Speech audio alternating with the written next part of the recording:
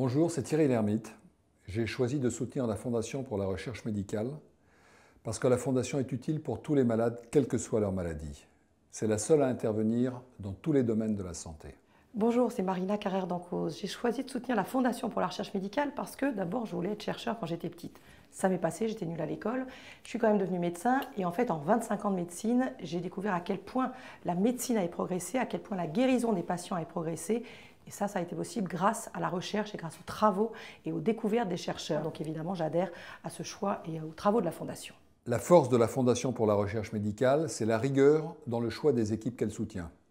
Un don fait à la Fondation est attribué aux meilleures équipes, aux plus prometteuses.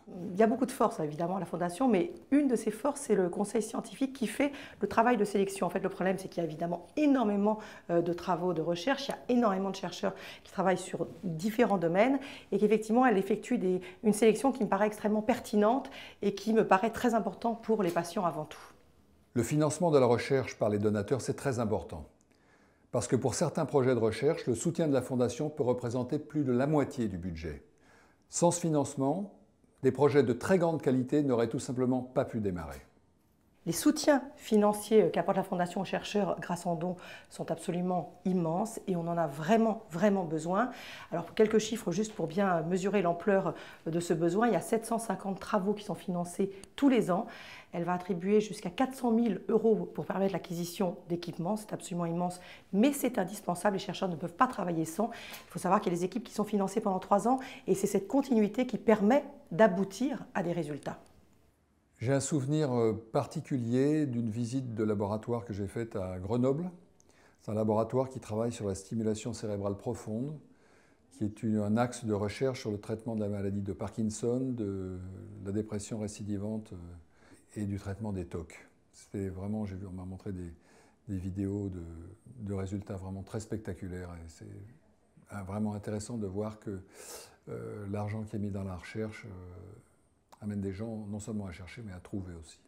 Il y a une rencontre qui m'a particulièrement marquée, et un travail, puisque ça va avec, c'est la rencontre avec le professeur Sahel.